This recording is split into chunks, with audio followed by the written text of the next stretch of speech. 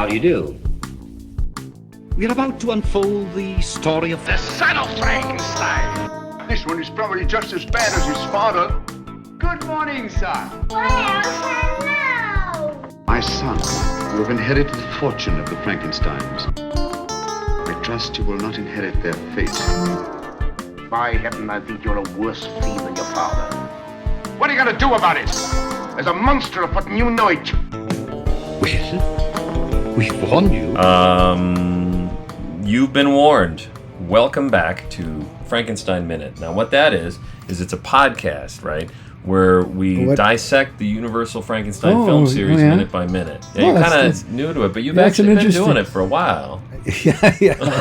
I think you would have heard of it. 4 years plus. In fact, you were in episode 1. In fact, you were in episode 0. Oh. Yeah. So it's weird that you don't remember that. The old gray matter, she ain't what she used to be. You suffered a head injury. It's true. So, you know how that works. Who are you? Yeah, exactly. No, I'm asking. Oh, and I'm Bill Evenson. Sure, and I'm Thom Lang, and you joined us for minute 81 of 1939's Son of Frankenstein, starring the woman who plays Amelia, and Donnie Dunnigan, and Lionel Atwell. And it's a very nice watch, says Krogh. Yeah. It's picks up from where he started to say, yes, it's a very nice watch. Yeah, and then he sees that inscription. Which we didn't really talk about this part of it, now I think about it, but maybe because it's so obvious. This is a very incriminating evidence. Yes, it is very incriminating. It's funny that we didn't mention Didn't even talk about it. The episode ran short last week. Yeah, we didn't bother to talk about this the one whole will be an point hour of and a half scene. long. But yes, he's got some very incriminating evidence, and what's incriminating about it is that Peter has it, and he said he got it from a jam. From Jamp. Right. Yeah. And we all know, but no, actually we don't. We don't know. We still don't know what happened. In fact, we still don't know what happened. We just have theories about what happened. We never know what Presumably happened. Presumably a karate chop was yeah. We'll find out later. There was burst hearts. There was bruises on the... it was just crazy. So then Amelia walks in. Yeah, Krogh pulls a 5-finger discount and pockets the watch. He pockets the watch, which is fitting as it's a pocket watch, and he only has 5 fingers. Nice. Yes. You built and then you delivered. Yeah, see. And then but he tucks it away. Well, Amelia comes in and distracts Peter so he doesn't see Wolf. Well, Amelia walks right around him. Krogh. Krogh, yeah. So that Peter doesn't see Krogh pocketing the watch. Right. Because it's gone out of his mind, obviously. Peter's? Yeah. Peter's little mind? He gave him the watch, and he never, okay, can I have my watch He's also back? at that age, and he lives the sort of life in which he does blindly trust adults, and I think he just assumes that's how it is. Yeah. I don't need a watch. Yeah. Maybe he wants it. I don't care what time. Why am I analyzing Peter? He has like no thoughts. Well, maybe he's the protagonist. We've been trying to figure that out. Put sailboat on the track. Okay, well, do that then. All right. So, but here's my thing: is I'm trying not to gesture because it doesn't help. It helps me. While Krogh is pocketing the pocket watch, he does so. He's surprised as Amelia enters, right? So Amelia enters, has to walk around him because he's sort of standing at the base of the stairs there. So she comes in, and he immediately becomes slightly flustered and pockets the watch. He handles it well. Yeah. But my new theory is that the reason this happens right at the moment that it does is that Amelia comes in at that moment because she was eavesdropping. And she wants to get in on this conversation because it's my theory that Amelia killed Benson. And that him investigating the watch is not working out well for her. So she's going to cut in and all this shit about hot chocolate, which isn't even a thing. See, my theory is that Peter ate Benson because Fritz said, we sent up the baby's dinner and haven't seen him since. That's right. But here's the thing. I mean, Amelia knew Benson. Oh, sure. We know they didn't get along. I just made that up. They probably didn't. That's in the novelization. You don't. Oh no, the novelization. There wasn't one. There was for our Patreons. We should write. I've got plenty of time to do that. Yeah, that's not a problem. Yeah. Amelia comes in and says, "Shall we go downstairs and have some nice hot chocolate?" It's like she's here in the room. That's so good. Was that Well, how's And let this me then? see You if wanna I can do. Is it okay if yeah, I no, try? you go for it. I was hoping. Yes. There, you nailed it. And the thing about it is, it seems to me that Roland's direction was give us a big yes, and so he made it into like extra syllable. You want that hot chocolate. You really do. If the Gemmel will come with me, Yeah. it's spelled Geml. Gemmel. Gemmel. Yeah. You don't know. There's less vowels than you I might looked expect. I looked it up. I couldn't find anything. Find anything? No. Not even in German. No Gemmel that I could find. Yeah, and then as he's saying this, I actually wrote this down while we were watching it. I hadn't noticed before. He does a little bow. If Peter? the Gemmel will come with it, Peter he does does? a little bow. Oh. Yeah, so I maybe guess I it's didn't- my imagination. Maybe he reaches down to grab the general's hand, and I took it to be a bow. Oh, I Because I think he guess does grab his hand. Yeah. His real he hand. does. His real hand. Yeah. You don't want to touch that freaky, Yeah, well, that he probably freakish was. Yeah. prosthesis. or- Yes, his hook. Yes. I don't know, making fun of And, amputees now. It's how far we've fallen. We haven't mentioned Hitler or Nazis in a while, so And and Krog's been in it for weeks. He'd be very pleased, sir, says Krog. Yeah. They lead Peter out of the room, up the pointless steps, and down the other pointless steps. I guess. I don't know why they're there, because they don't really serve a purpose. I guess. I don't know if it's just to frame the bed against it, or... So when you say down the other pointless steps, so you they go up the steps to a landing platform where the door is. Yeah, but then, And then they go through the door. No, they go down the steps and then through the door. Oh. Because there's 3 steps up, and then they go 3 steps down to go out the door. Maybe this is where Josephine Hutchinson does her Pilates. Oh, sure. I don't know what Pilates are, but I'm just going to say they involve steps. Yeah, and I don't think they do. In the spring, when you celebrate Easter, you can do your Pontius Pilates. Yeah, that might get cut out. That one might go. No, it doesn't matter. But when you say they, only 2 of them go through the door. Because Krog Krog lingers. has some business yet he to tend lingers. to in this room. He lingers looking at the wall. Yep. The wall, roughly in the area where Peter roughly, vaguely, disinterestingly, that a in. gamp came, or jamp. It's where, a jamp. Where the jamp would open some hole in the wall and throw watches. Ding, ding, ding, ding. Oh, it's another. That's not a watch. Watch from the jamp. Great. From the Krog is looking around, all of a sudden a watch hits him in the head. Opens it up and it says Neumuller. Another one hits him. Emil Lang.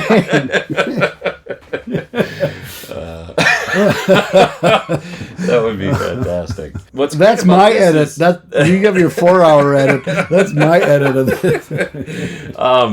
What's great is it gives Frankenstein some purpose. We're joking about it, but he really did give the kid a watch. Yeah. And so maybe it doesn't really jibe with what we've seen so far. What we've seen so far is a monster, if you don't mind me calling him that. No, I guess I'll let it go. As a theory, not as a name. Yeah.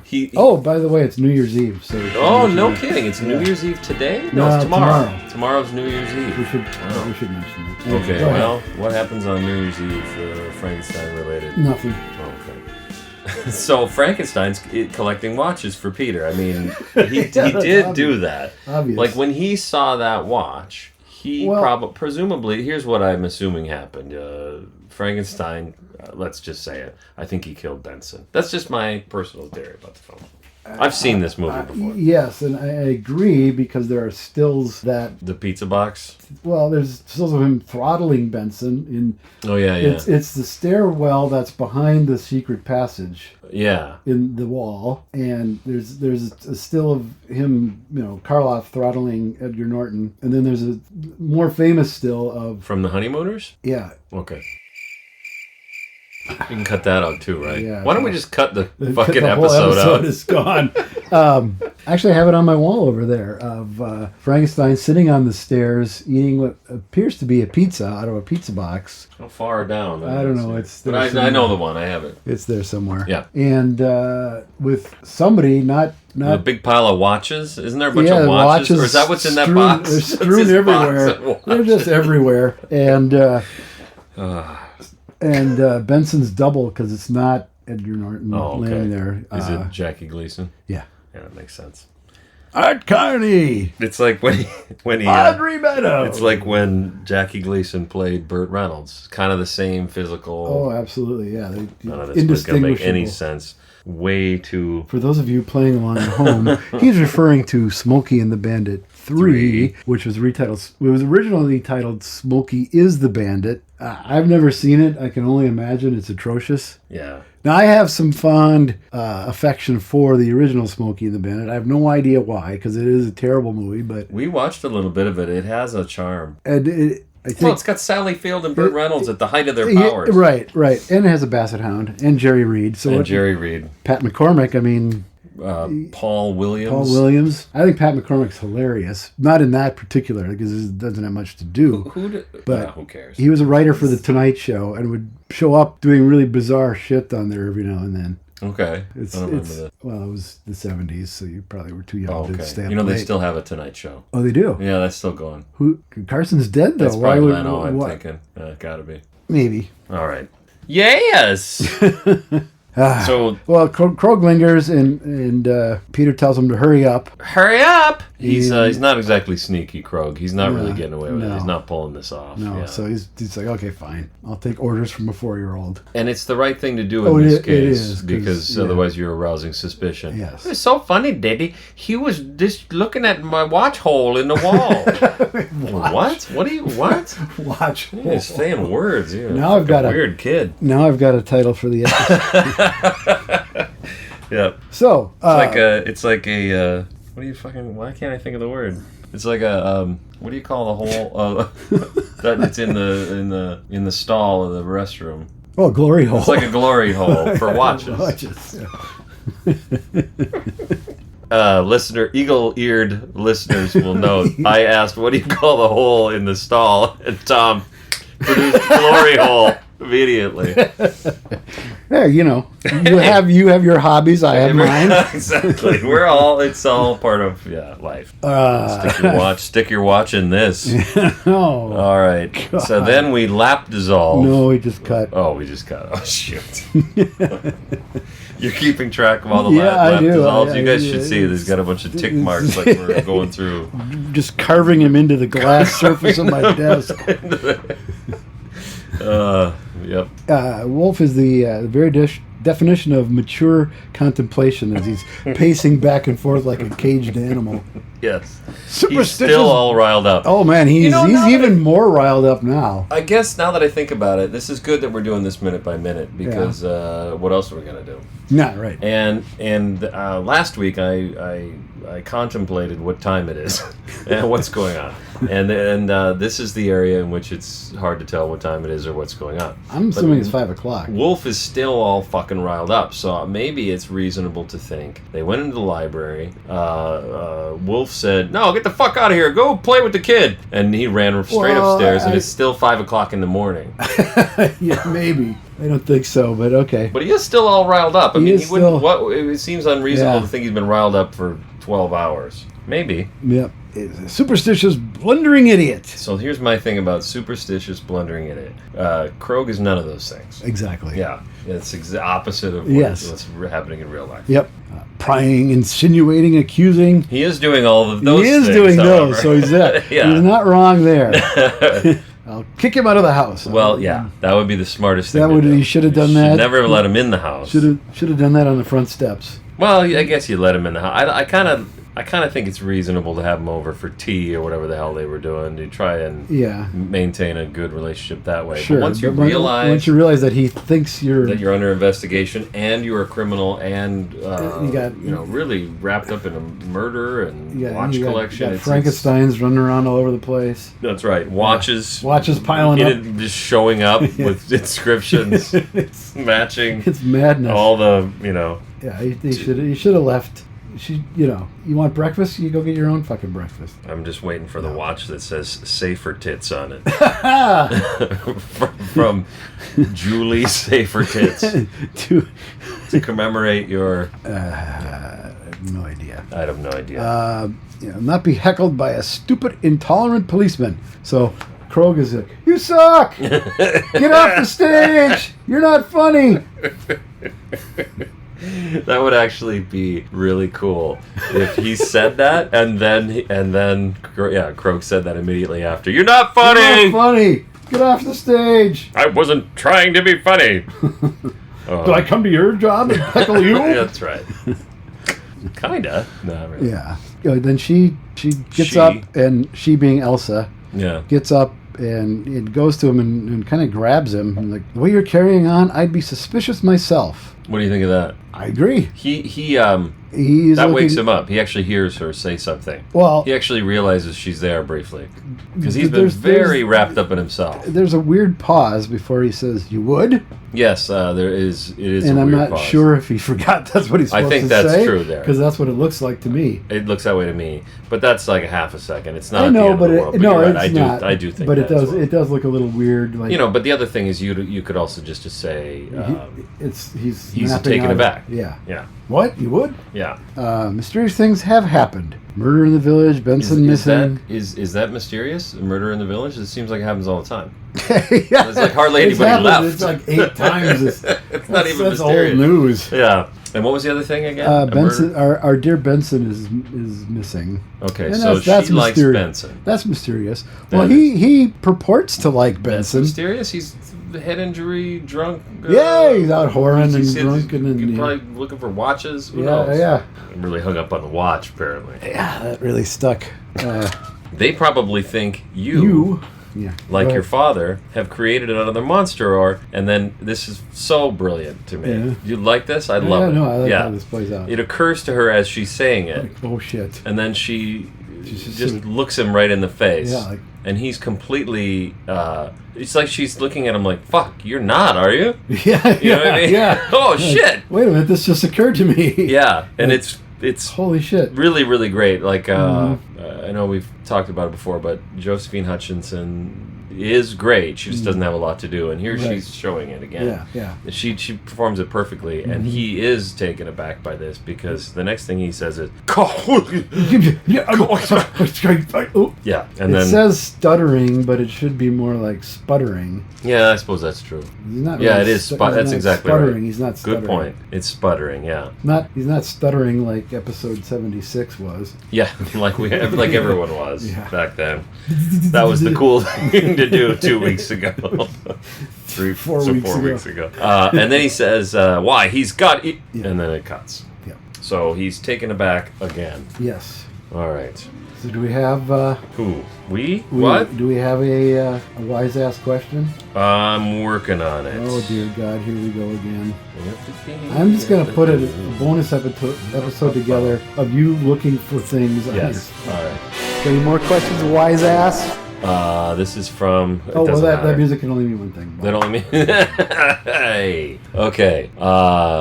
You doing this Sans mortarboard then? No, I could. I mean, come on. Right. Our fans demand. Our listeners demand. Out of respect for the whoever. It's okay. This week our commenter's name is Sean. Okay. And Sean says flute solo. Now listeners will remember that I talked about the track listing on the Rob Zombie CD. If people don't know what this is, it's a CD that came out that's called something like The Words and Music of Frankenstein. You got it. That's exactly what it's called. Not a very catchy name. But what it includes is musical cues and dialogue from the first 3 films. Which actually, now that I think about it, is kind of interesting, isn't it? That someone would seek to put this together as a trilogy, to think of it in those terms. Because I'm guessing you don't think of it in those terms. Only in that Boris Karloff plays Frankenstein in all 3. Good point. Yeah. And of course, one of the things about it is, if you're trying to put together the soundtrack of Frankenstein, you can just do music. That isn't going to work. It's going to be the Schuplattler music. There's a minute of the theme music, and then the Schuplattler music, and then the end credits. And then the end credit, yeah. So anyways, do you see a title somewhere? Yes, it is. 3/4 of the way through called Flute Solo? It is track 48. The title is actually The Evil Flute. Okay. And in parentheses it says Flute Solo. So here, okay. And then track 50, 2 tracks later, is The Evil Flute. parentheses, flute solo. Okay, well, there you go. So- Nice. But here's the thing about that we talked about before. In the film, it's not a flute. Right. And the instrument that's being played in, whoever actually played the music, is also not playing a flute. It's just nothing flutey happening. No. So, Sean writes in, flute solo, how about blute solo? And he has the word blute, B-L-U-T-E, in quotes. So stick with me here. Yeah, It might be I know. tempting to think that he's making the stupidest joke you could no, ever no, imagine. No. But then he puts a I'm little gonna give him the smiley face benefit. with the tongue out, and he says, I think it's a typo, but it's like this on the CD track list as well. And my first thought is he's talking about the CD we're talking about. Mm-hmm. But then he includes a link to YouTube, and if you click on it, it's this. Oh, you have it. I'm sure you know exactly where I'm going with Yeah. this. Well, here we go.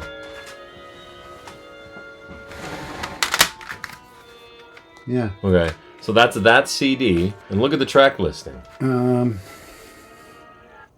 Discovery. Blute solo. Discovery dash blute solo. Yeah. B-L-U-T-E. Then I looked on, so you looked on the CD, I looked on, this is from YouTube, I also looked on Spotify. Okay. It's also called Blute Solo. Okay. So the name of this song is Blute Solo. Blute solo. Did you look up blute? No, To should see I what probably blute- should have looked Well, up we should look up Blute. blute so we know what See the what a fuck we're blute talking is. about here. B-L-U-T-E. Oh, it's Popeye's enemy. Oh, sure, Oh, yeah. Let's see, Blute. Well, there is a, all right. Hey. Actually, there is something here. There's a flower, I think. It's a German word. There's a Blutengel. It's a German electronic music group, so I'll never hear them. The Urban Dictionary says it's a political commentary through political commenter, mouth, or dig patriot through which lies are released or discharged. Okay. A continuous stream of drivel, Well, that or yeah, the shoe fits. those match, or the burst of spray from the blowhole of a whale. It's a bluter. There she blutes. As the old whales used to shout. There you go. I like that one. There you go. Yeah, perfect. Well, that answers that. To consume alcohol until extremely intoxicated in a fun, sociable manner. That's also to blute. Yeah, oh man, I can't wait to get blute tonight with the lads. Wah-hey.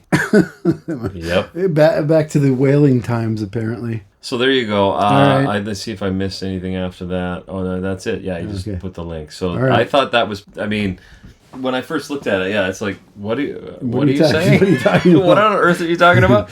And yeah, voluminous documentation that the name of this song is Blute Blute Solo. Solo. So thanks for that, Sean, because yeah, put what it all the to fuck?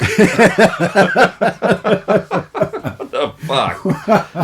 That's all I got to say. I stand by my assertion when we did the minute that is a horn Yeah, it's and a not horn. a flute or Yeah, a well, blute. we talk about woodwinds versus brass, Brass. and this seems more like a woodwind. Well, I guess so is a flute. I think we did this. Yeah, we did doing this it again. before, but I think it's like a ram's horn or And something it like sounds that. like what does Woody Allen play? Plays a clarinet. It sounds more like a clarinet or something. Yeah, it sounds like a clarinet, don't you think? Yeah, kind of, or a bassoon. I don't Or know. a Maybe bassoon. it's not deep enough to be a bassoon. You know, it might be a blute. I bet it is. Probably a That's blute. true. Yeah. Wasn't that the family name on Arrested Development? The Blutes. That's true. That's correct. Yeah.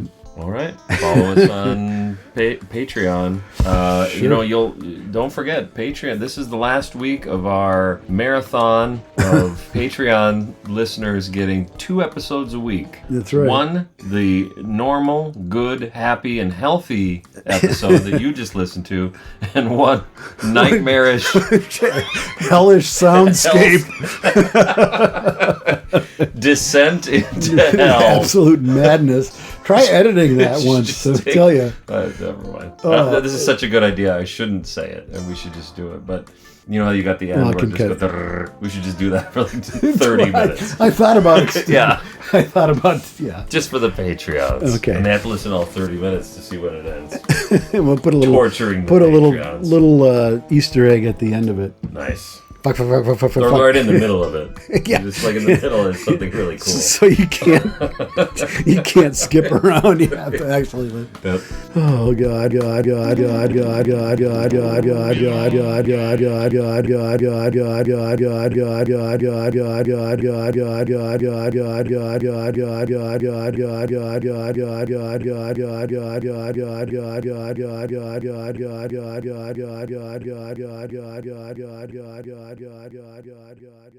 Yes.